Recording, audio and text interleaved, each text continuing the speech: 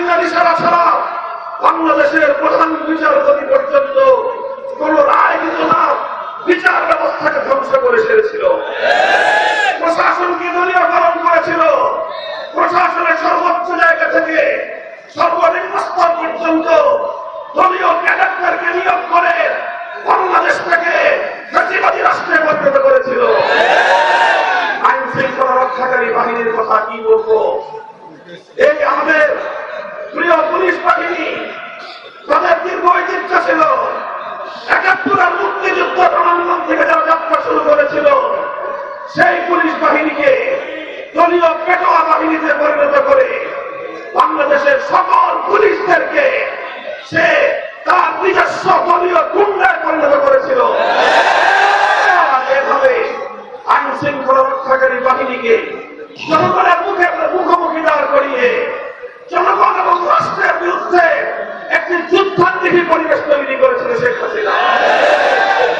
আমি অবাক বিস্ময়ে চিন্তা করি যে একটি দেশের আভ্যন্তরীণ বিষয়ে একটি দেশের প্রধানমন্ত্রী হয়ে দেশকে এভাবে আত্মঘাতী ভাবে দেশকে ধ্বংসের তার যে কিভাবে একজন মানুষ পরিণত করতে পারে।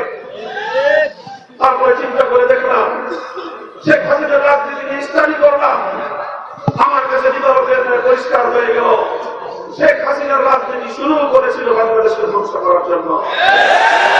১৯৭৫ সালে তার বাবা শেখ মুজিবুর রহমান সাহেব জাতিসংঘে ১৯৭০-এর জাতীয় নির্বাচনে যে ওয়াদা করেছিলেন, সেই ওয়াদা ভঙ্গ করে জনগণের গণতান্ত্রিক অধিকার হরণ করেছিলেন।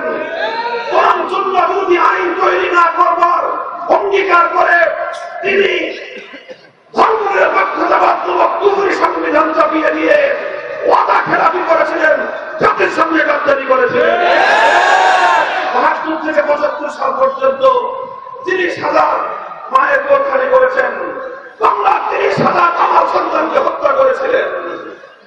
১৯৭১-এর স্বাধীনতার পর সর্বপ্রথম নামে সিরাজ শিকদারকে হত্যা করে শেখ মুজিবুর রহমান সাহেব বাংলাদেশে খুন এবং খুনের রাজনীতির সূচনা করেছিলেন। আর এই সব কিছুর প্রায়শ্চিত্ত করতে হয়েছিল তাকে ৭৫ সালের ১৫ই আগস্ট। কিন্তু আমরা দেখলাম ১৯৭৫-এর ১৫ই আগস্টের এই হত্যাকাণ্ডের পর শেখ হাসিনা ঘোষণা করেছিলেন আন্তর্জাতিক গণমাধ্যমে, যেই জাতি যেই দেশ তার বাবার তার পরিবারকে হত্যা করেছে, তিনি সেই দেশের কাছ থেকে সেই জাতির কাছ থেকে প্রতিশোধ গ্রহণ করবেন। সেই শুরু হল শেখ হাসিনার প্রতিশোধের রাজনীতি। ১৯৭৫ সালের ১৫ই আগস্ট থেকে ২০২৪ সালের ৫ই আগস্ট শেখ হাসিনার ৫০ বছরের রাজনীতি ছিল প্রতিশোধ গ্রহণের রাজনীতি। সে প্রতিশোধ দিয়েছে বাংলাদেশের কাছ থেকে, সে প্রতিশোধ দিয়েছে বাংলার জনগণের কাছ থেকে, সে প্রতিশোধ গ্রহণ করেছে বাংলাদেশের মানচিত্রের কাছ থেকে।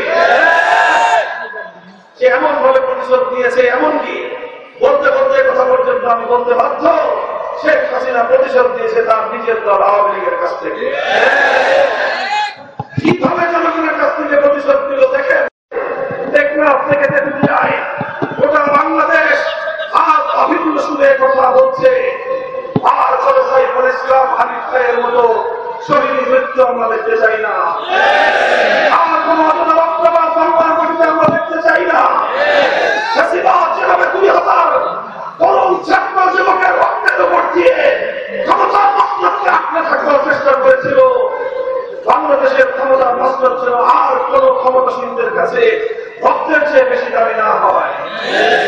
আমরা ভবিষ্যৎ সকল রাষ্ট্রীয় কর্মকর্তাদেরকে স্পষ্ট বার্তা দিয়ে দিতে চাই, জনগণের জানমাল ইজ্জত আবরু তাদের জীবনের নিরাপত্তাকে সবার চেয়ে অগ্রগণ্য মনে করতে হবে। জনগণের রক্তের উপর দিয়ে ক্ষমতার মসনদ থাকবার জন্য চেষ্টা করবেন না। সকল ধরনের কূটনৈতিক শিষ্টাচারকে উপেক্ষা করে, এমনকি ন্যূনতম প্রতিবেশী সুরক যে সাধারণ সভ্যতা, সাধারণ যে স্বাধীনতা, সেই সভ্যতাকে লঙ্ঘন করে পার্শ্ববর্তী দেশ হিসেবে বাংলাদেশের ভারত রাষ্ট্র বাংলাদেশের অভ্যন্তরীণ বিষয়ে নগ্নভাবে হস্তক্ষেপ করে চলেছে।